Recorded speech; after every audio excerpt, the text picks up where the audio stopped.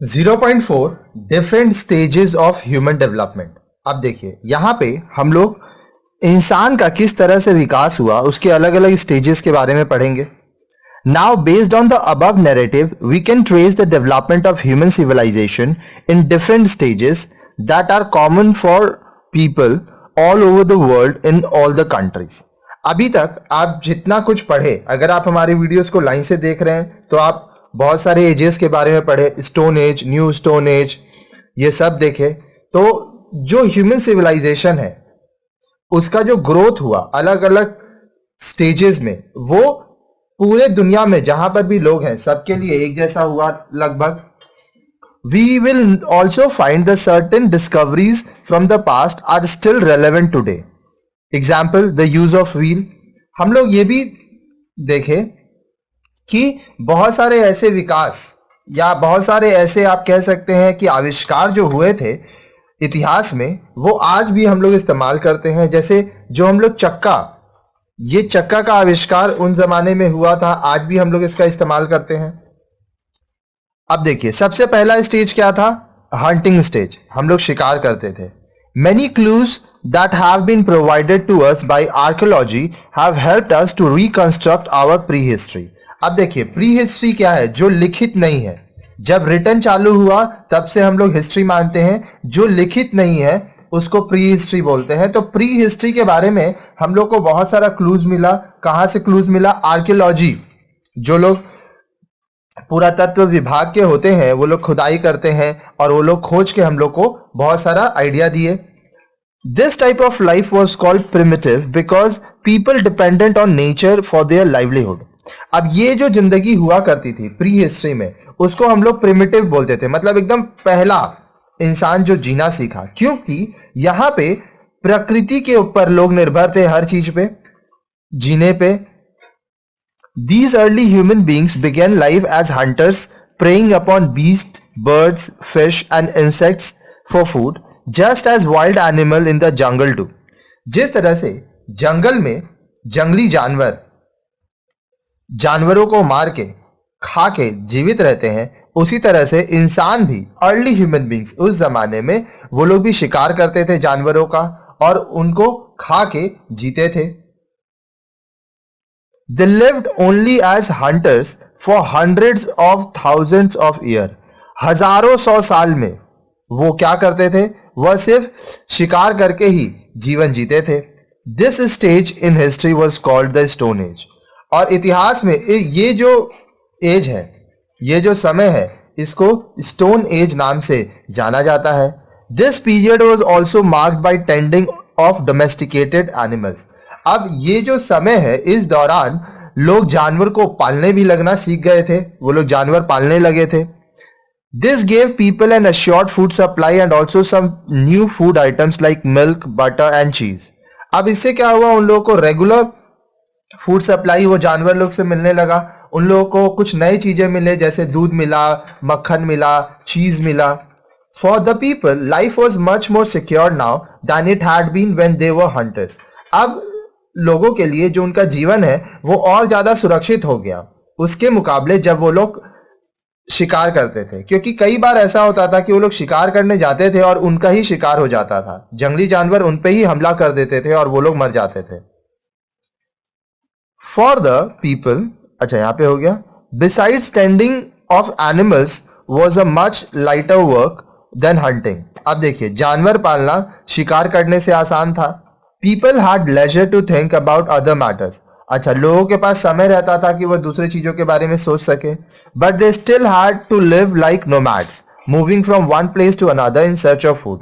लेकिन फिर भी उन लोगों को nomads की तरह रहना होता था, एक जगह से दूसरी जगह तक वो लोग घूमते थे खाने के तलाश में। They had to look for few pastures for their cattle when the previous ones became bare, eaten up by the animals. अब देखिए उनके जो भेड़ थे उनके लिए वो लोगों को नया जगह देखना पड़ता था, उन लोगों को और पालना पड़ता था। जब जो पुराने थे उनको वो खराब हो जाते थे या जानवर खा लेते थे। अब ये तो हंटिंग स्टेज था जब हम लोग शिकार करते थे। उसके बाद आया आपका विलेज लाइफ और रूरल लाइफ। ठीक है, with the advent of agriculture came the opportunity for settle life. जब हम लोग खेती करना सीख गए, एडवेंट मतलब एडवेंचर, तो जब खेती का आविष्कार हुआ, खोजा गया किस तरह से खेती होता है, ये लोग समझ पाए, तो लोग सेटल्ड लाइफ जीने लगे। People discovered that they could so seeds in the soil and make them grow into plants. लोग इस चीज का आविष्कार किए कि वो लोग बीज को बोएंगे जमीन में और उससे पेड़ होगा। This technique enabled them to grow their own food at one place। अब इस तरीके से क्या हुआ, वो लोग एक ही जगह पर अपने लिए खाने का उत्पादन करने लगे। Now they could have permanent settlements, which later took the shape of villages where civilization in the modern sense was born।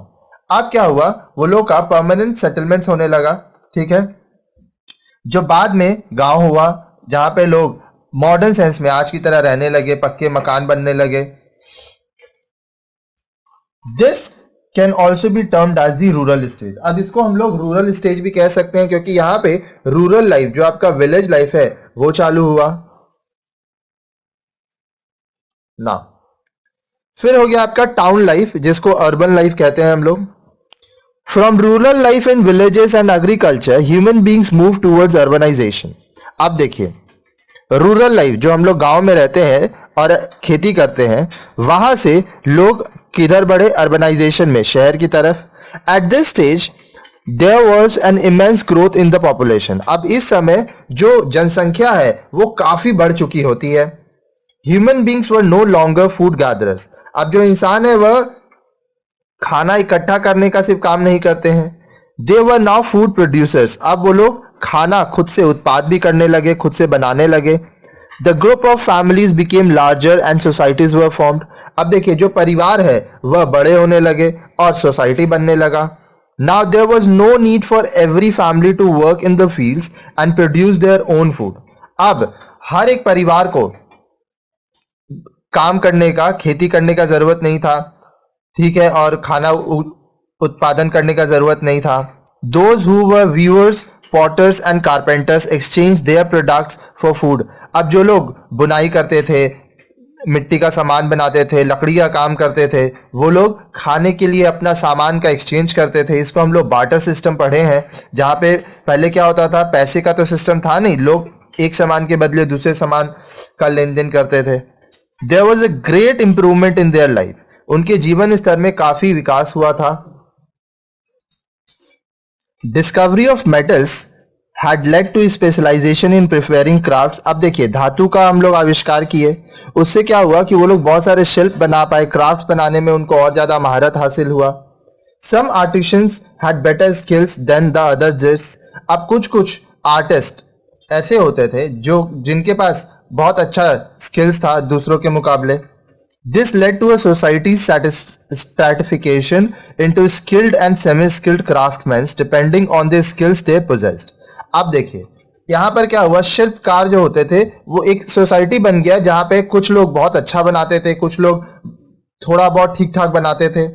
Bye this time metals like copper and bronze had been discovered. अभी तक copper, bronze, ये सब जो धातु है, ये सब का आविष्कार हो चुका था। कॉपर का मतलब तांबा होता है और ब्रॉन्ज का मतलब होता है पीतल। तांबा पीतल का आविष्कार हो चुका था।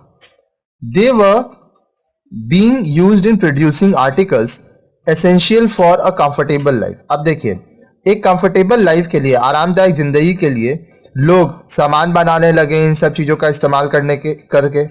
Human beings use these skills in making crafts like pottery, leather work and machinery।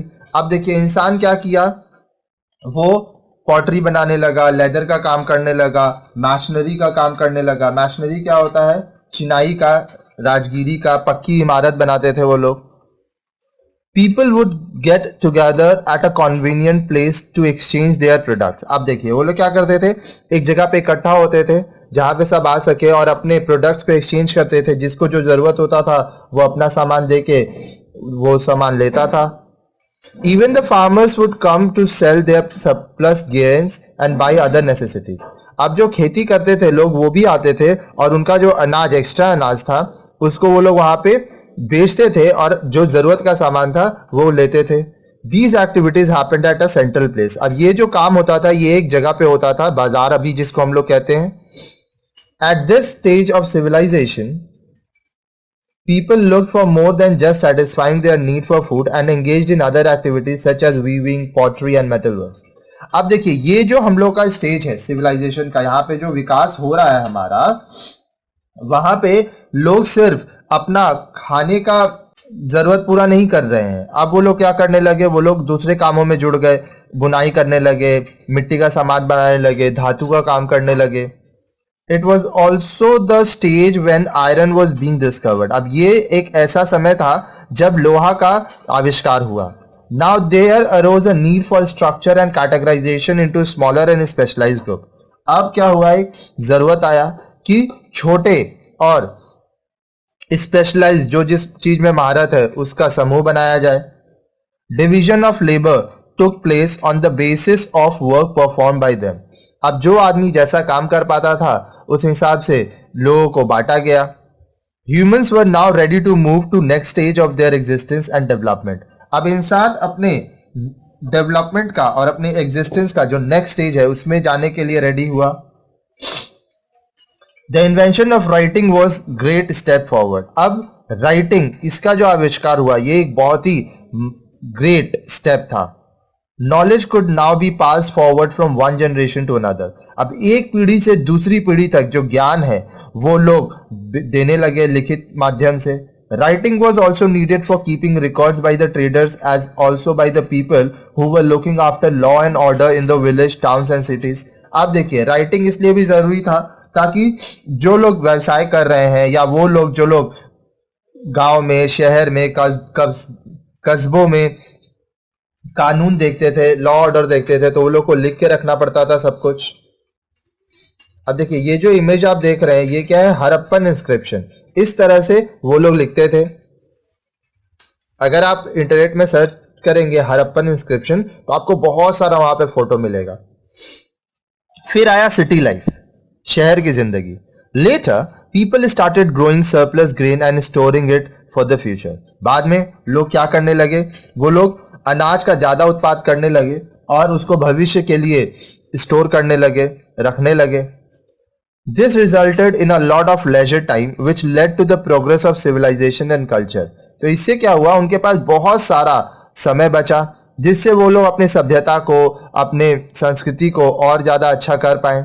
Arts like painting, music, sculpture and architecture develop. अब देखिए कला के क्षेत्र में चित्रकारी, गाना गाना, मिट्टी का सामान बनाना, तराशना, आर्किटेक्चर, ये सब का आविष्कार हुआ, ये सब का विकास भी हुआ। More decorative crafts like metal work and ornament making were introduce. अब और ज्यादा शिल्प बनने लगा, धातु से बहुत सारे ऑर्नामेंट्स बनने लगे, ज्वेलरीज बनने लगे। Now that people had security and their basic needs were fulfilled, they could cater to their higher social and aesthetic needs. अब क्या है, जो लोग हैं उनका जो सिक्योरिटी था कि हाँ वो सुरक्षित हैं और उनका जो खाना, रोटी, कपड़ा, मकान, ये जो नीड था वो पूरा हो रहा था, तो वो लोग अपने जीवन को और ऊंचे स्तर पे ले जाने लगे। It was also the beginning of the concept of caste and class. अब यहाँ पे जाति, धर्म, ऊंच नीच, इसका भी कॉन्सेप्ट आ गया। From towns developed more advance and urbanise cities. अब देखिए विलेज से टाउन बना, टाउन से शहर बनने लगा, ठीक है, और वो जो शहर बना वो बहुत ज्यादा एडवांस हो गया। The earliest cities to be discovered were Harappa and Mohenjodaro which are now in Pakistan. अब देखिए जो पहले शहर बने थे वो थे हड़प्पा और मोहनजोदारो जो अभी पाकिस्तान में है। In India some important sites for these cities were at Ropar near Chandigarh, at Lothal near Ahmedabad and at a third at Kalibangan in Rajasthan. अब भारत में जो इस तरह के इंपॉर्टेंट साइट्स पाए जाते हैं वो कहाँ कहाँ पर है, आपका चंडीगढ़ में रोपार में, अहमदाबाद में लोथाल में और राजस्थान में कालीबंगम में। These cities were well planned and had all facilities that were available at that time, such as roads that cut each other at right angles, drainage system and use of burnt bricks। अब देखिए ये जो शहर बनाए गए थे ये बहुत ही प्लानिंग करके बनाए गए थे। यहाँ पे उस समय जितने भी फैसिलिटीज थे सब दिए गए थे और यहाँ पे रास्तों को सही से बनाया गया था, ड्रेनेज सिस्टम था, साथ ही साथ जो पक्के ईंट होते हैं, ईंट को जो जला के बनाया जाता है उसका इस्तेमाल करने लगे लोग। अब देखिए यहाँ पर ruins of Indian Indus civilization at Lothal Gujarat, यहाँ पे ध्यान से देखिए तो आपको समझ में आ रहा होगा। देखिए रास्ते बने हैं, पानी है, फिर पक्के ईंट से ये सब बने हुए हैं। आप एक काम करिए, आप इंटरनेट में गूगल खोलिए या जो भी आप वेबसाइट यूज करते हैं और वहां पे टाइप कीजिए ruins of Indian civilization at Lothal Gujarat, तो आपको बहुत सारे इमेजेस मिलेंगे जिससे आपको काफी नॉलेज होगा।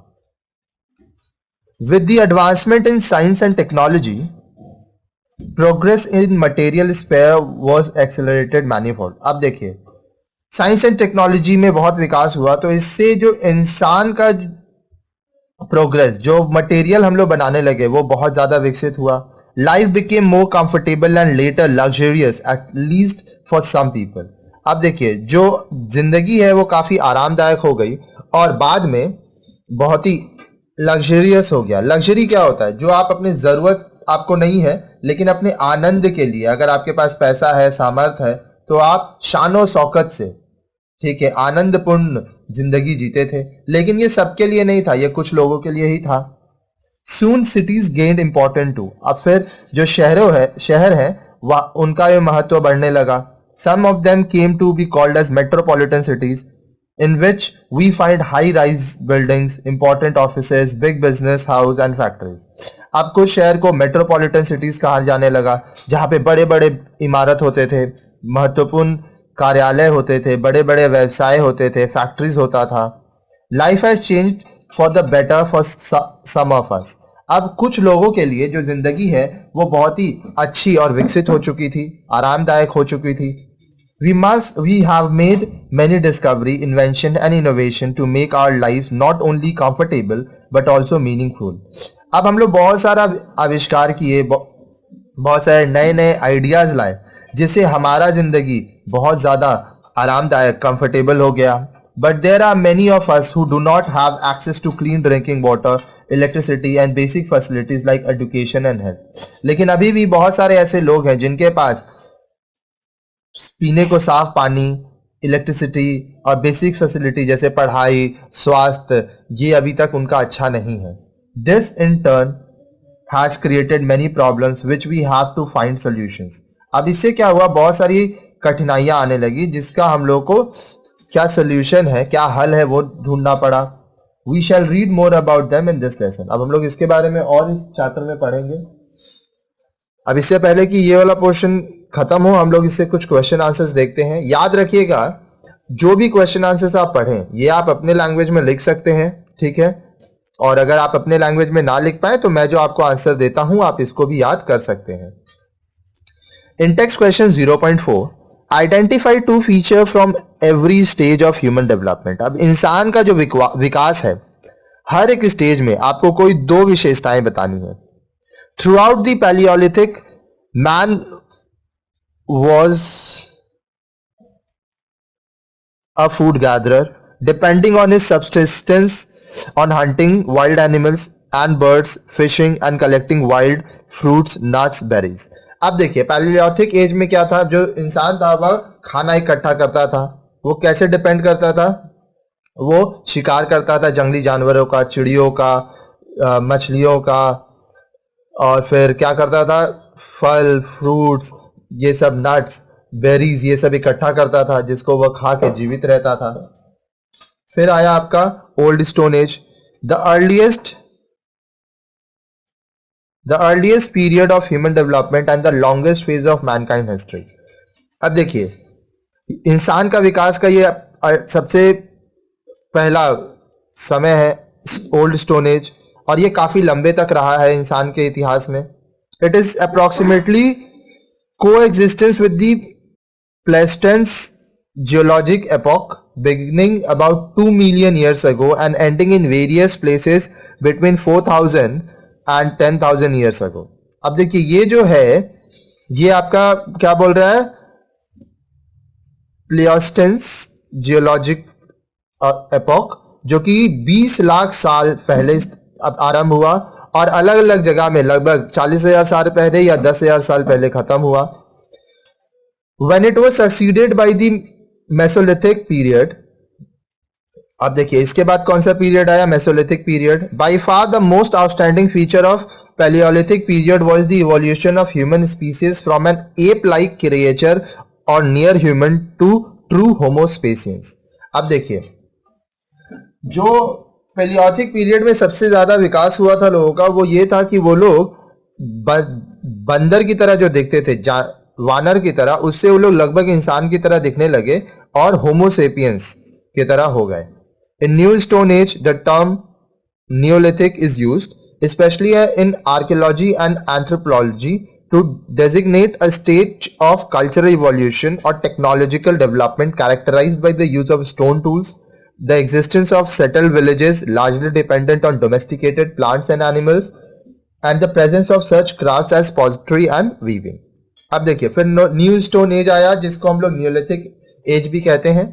यहाँ पे क्या हुआ, आर्कियोलॉजी और एंथ्रोपोलॉजी का से पता चलता है कि यहाँ पे कल्चरल इवोल्यूशन हुआ, लोग संस्कृति बनाने लगे, ठीक है, बहुत सारा टेक्नोलॉजिकल डेवलपमेंट हुआ, वो लोग पत्थरों से उपकरण बनाने लगे, साथ ही साथ गांव बसाने लगे, जिसमें वो लोग किस पे ऊपर निर्भर रहते थे, वो लोग जो जानवर पालते थे उसके ऊपर निर्भर रहते थे, जो पेड़ वो लोग आते थे उसके ऊपर निर्भर रहते थे।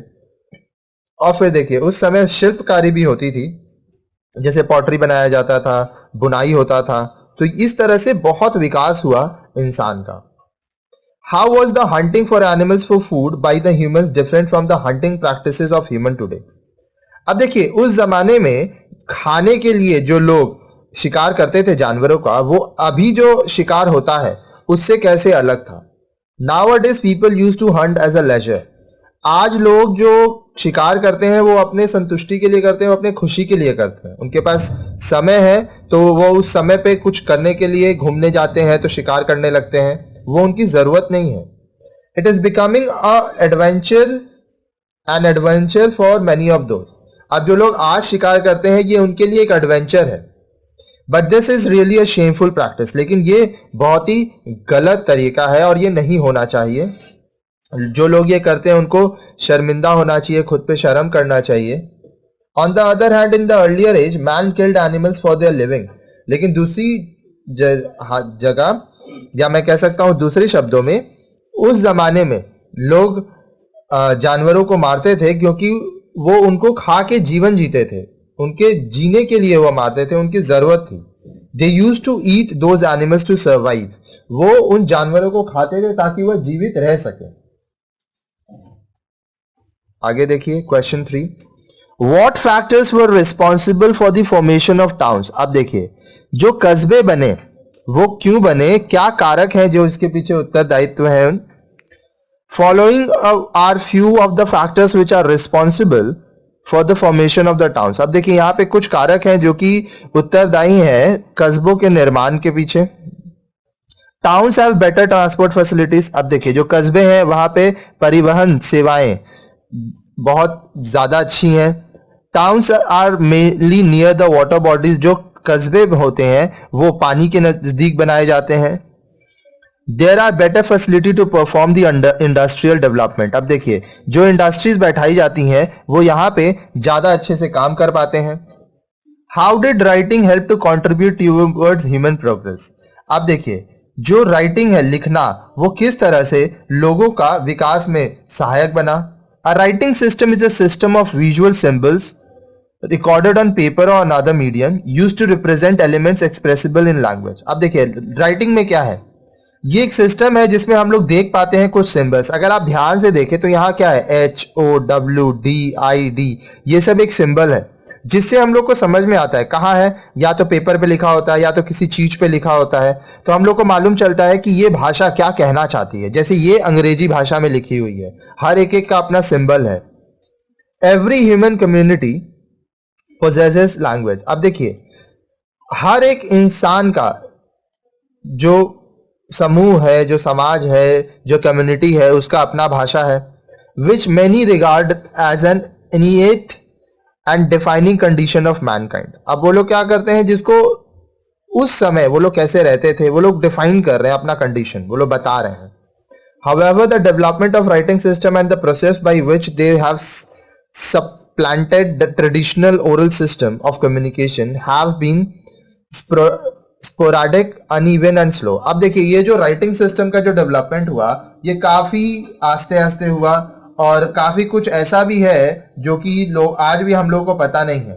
ठीक है, कहीं कहीं पे कुछ लिखा है, कहीं कहीं नहीं लिखा हुआ है, कहीं कहीं पे सब कुछ नहीं पता चल रहा है. तो लोग इसको क्लू मानते हैं और जो पुरातत्व विभाग है वह पढ़ने की कोशिश करता है कि पुराने जमाने में क्या हुआ होगा और उसको वो पढ़ के हम लोगों को बताता है, जिससे हम लोग को उस समय की सभ्यताओं के बारे में जानकारी मिलती है.